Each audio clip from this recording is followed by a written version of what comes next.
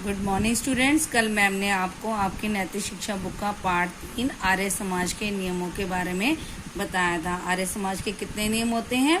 आर्य समाज के 10 नियम होते हैं, लेकिन उनमें से मैम ने पहले 2 नियम तो आपको तीसरी कक्षा में पढ़ाए थे और अब मैम ने आपको 3 से लेकर 6 तक के नियमों के बारे में बताया था। और आज हम इस पार्ट के प्रश्न उत्तर करेंगे। तो प्रश्न क्या है? सबसे पहले वेद कितने हैं और उनके नाम बताइए। ये आप सबको ही मालूम है कि वेद कितने हैं। वेद 4 हैं और कौन कौन से हैं? ऋग्वेद, यजुर्वेद, सामवेद और अथर्ववेद। अगला प्रश्न है, वेद का पढ़ना, पढ़ाना और सुनना सुनाना परम धर्म क्यों बताया गया है? और इसका उत्तर है, वेद धर्म का मूल है। धर्म का सच्चा स्वरूप वेदों से ही जाना जाता है, इसलिए वेद का पढ़ना, पढ़ाना और सुनना सुनाना परम धर्म बताया गया है। अगला प्रश्न क्या है? किसी भी काम को करते समय हमें किस बात का विचार करना चाहिए? और इसका उत्तर है, किसी भी काम को करते समय हमें यह विचार करना चाहिए कि वह धर्म के अनुकूल है या प्रतिकूल, अर्थात वह काम धर्म के अनुसार है या नहीं है। अगर वह काम धर्म के अनुसार नहीं है तो हमें उस काम को छोड़ देना चाहिए। अगला प्रश्न है, संसार के उपकार के लिए शारीरिक, आत्मिक और सामाजिक उन्नति क्यों आवश्यक है?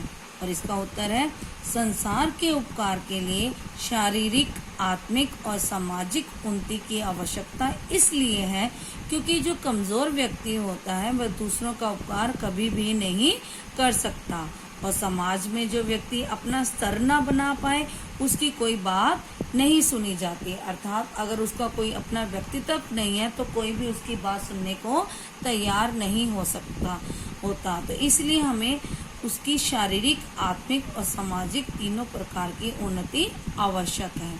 अगला प्रश्न है, धर्म और सत्य का क्या संबंध है? इसका उत्तर है, धर्म और सत्य में गहरा संबंध है। सत्य और असत्य को विचार कर काम करना ही धर्माचरण है, अर्थात धर्म के अनुसार है। अगला प्रश्न है, वेद क्या किसी जाति या देश विशेष के लिए है अथवा सबके लिए है? तो इसका उत्तर है कि वेद केवल एक जाति या देश विशेष के लिए नहीं है, वेद सबके लिए हैं।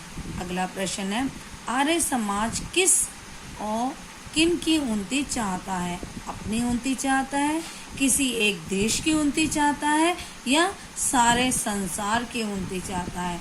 तो इसका सही उत्तर क्या है कि आर्य समाज जो है ना तो अपनी उन्नति चाहता है ना किसी एक देश की उन्नति चाहता है, बल्कि आर्य समाज तो सारे संसार की, सारे विश्व की उन्नति चाहता है।